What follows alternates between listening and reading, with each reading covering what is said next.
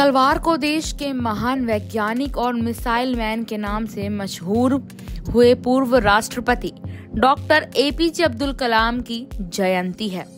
30 साल पहले आगरा में दयालबाग एजुकेशन इंस्टीट्यूट के दीक्षांत समारोह में वो आए थे। इसी बीच बता दें आपको कि अब्दुल कलाम की शख्सियत बेहद सरल थी। कलाम दैनिक जीवन में किस कदर आम आदमी थे, इससे जुड़ी अनेकों कहानियां हैं। लोग सुनकर दंग रह जाते हैं कि इतनी बड़ी शख्सियत इतनी सरल कैसे हो सकती है। कलाम के बाल काटने वाले हबीब अहमद के पास भी कई कहानियां हैं। कलाम जब बाल कटवाने आते थे तो हबीब कुछ सलाह देते कि सर बाल ऐसे रखिए, अच्छा लगेगा। हबीब कलाम से कहते, आपके बाल सफेद हो गए हैं, इनमें चमक नहीं है, आपको कुछ करना चाहिए। कलाम जवाब देते थे, नहीं हबीब, ठीक तो लग रहा है। हबीब का कहना है कि फिर हमने कभी नहीं कहा कि सर आप अपनी हेयर स्टाइल चेंज कर लीजिए। एक दिन हबीब अहमद ने पूछा दिया कि सर आपने शादी क्यों नहीं की। कलाम ने जवाब दिया कि मिसाइल से शादी हो तो गई है। हबीब ने कलाम से पूछा कि शाम के वक्त अकेले में क्या करते हैं। कलाम ने जवाब दिया कि वह नमाज के बाद भारतीय शास्त्रीय संगीत में डूब जाते हैं। हबीब ने बताया कि एक बार कलाम साहब किसी परीक्षण में इस तरह रम गए कि 3-4 महीने बाद निकले तो उनके नाखून काफी लंबे हो गए थे। कलाम ने हबीब से पेडिक्योर करने के लिए कहा। हबीब को 3 से 4 घंटे उनके पांव की सफाई में लगे थे।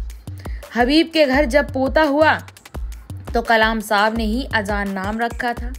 जाहिर है ऐसी ही यादें कलाम को पब्लिक में बड़ा बनाती हैं। एक बार हबीब ने उनके बालों के साथ थोड़ी छेड़छाड़ कर दी तो वह 3 दिन बाद फिर पहुंच गए और उन्होंने कहा कि जैसे थे वैसे ही कर दीजिए। शेखर गुप्ता ने कलाम से एक इंटरव्यू में पूछा कि आप 2 सूटकेस लेकर राष्ट्रपति भवन आए थे और गए भी 2 सूटकेस लेकर। इस पर कलाम ने कहा कि हाँ, मैं 2 सूटकेस के साथ आया था, इन दोनों को मैं खुद ही उठा सकता हूँ। एक सूटकेस को मैं मीटिंग्स में बाहर साथ लेकर जाता था, उसमें नई प्रकाशित किताब, लैपटॉप, टेप रिकॉर्डर और 2 दिनों के कपड़े होते थे। इसके साथ ही जरूरत की और चीजें होती थी। कलाम के सहयोगी रहे सृजनपाल सिंह के पास भी उनसे जुड़ी कहानियां हैं। सृजनपाल सिंह के पास भी उनके सरल और दयालु हृदय की ही कहानियां हैं। सृजन ने बताया कि कलाम साहब अपने गॉड को भी कहते थे, ही इज नॉइस फ्रेंड। उन्होंने बताया कि जब खाने बैठते तो अचार वाली कटोरी के बारे में जरूर पूछते थे। उन्हें कटोरी नहीं दिखती तो पूछते, where is funny thing. Singh ने बताया कि कलाम को खट्टी खाद्य सामग्री खूब पसंद थी। तो इस तरीके से हमने आपको बताया कि आखिरकार देश के राष्ट्रपति एपीजे अब्दुल कलाम ने शादी क्यों नहीं की थी। इस पूरी रिपोर्ट पर आपका क्या राय है, कमेंट सेक्शन में हमें जरूर बताएं। धन्यवाद।